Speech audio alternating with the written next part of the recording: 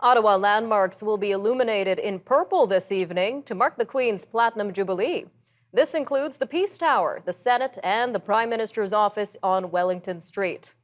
The British High Commission will also be lit up today in purple and throughout the weekend.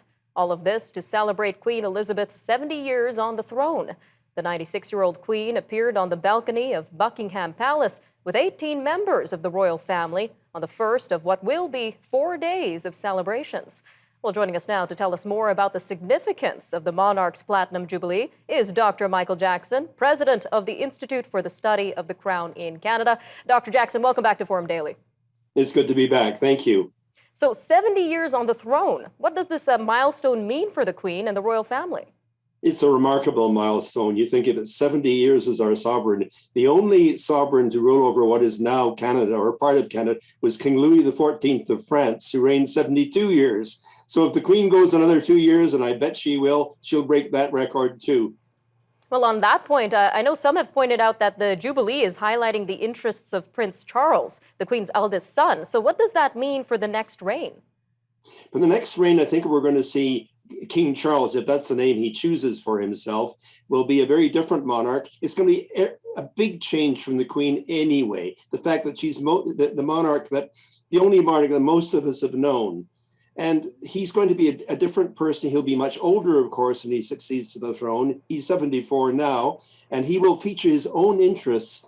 The environment is one of his interests. He was into this long before it became trendy and fashionable, or sustainable development, or organic agriculture, urban planning, architecture, heritage, youth interests, promoting underprivileged youth, interfaith and intercultural relationships. All those things are major themes for what is now the Prince of Wales, and I think we'll see them featured in his reign as king. And I want to talk about Prince Charles's wife, Camilla. We know the Queen announced back in February that she's going to be what did she call it? A Queen consort. So what exactly is a Queen consort? Well, a Queen consort is the spouse of the reigning monarch, if the monarch is a male. For instance, King George VI. The Queen's father, his Queen Elizabeth, the Queen Mother, she was Her Majesty and the Queen consort. And the same will be true for Camilla. And this was not expected as a welcome development, I think, because of the second marriage the Prince of Wales had. And there was some controversy about that and hesitation. But I think Camilla has come into her own. She showed that on her recent trip to Canada with Prince Charles. And she's going to be the Queen, along with her husband, the King. All right, Dr. Jackson, let's jump to Britain. What kind of celebrations can we expect in this extended holiday? Well, there's big celebrations going on as we speak. The trooping the colour, the big ceremony which happens every year on the Queen's official birthday, which is this weekend in the UK. In Canada, of course, it's Victoria Day. And a pageant and a church service, all kinds of celebrations. But what counts is really the popular celebrations to the people in the street, people in their homes. They're coming out in droves in the UK to celebrate and party. And a jubilee like this is really about partying to celebrate the monarch's 70 years as Queen. Definitely a milestone to celebrate. Now, over the years, what role has the Queen played in Canadian society in particular? The Queen's been with us as Canadians at all the major events of our country's history since she became Queen in 1952. There's the centennial of a confederation, for example, in 1967. That was a biggie.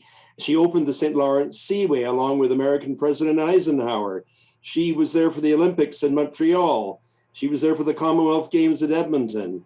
She was there for the signing of the Constitution Act 1982. So all the big events of our country's history, Queen Elizabeth has been there, and she's always said, I'm not a fair weather friend. I'm with you all through what you do as Canadians, and she deeply loves Canada. After all, we're the senior realm after the UK, and it's a place she's been visiting many, many times.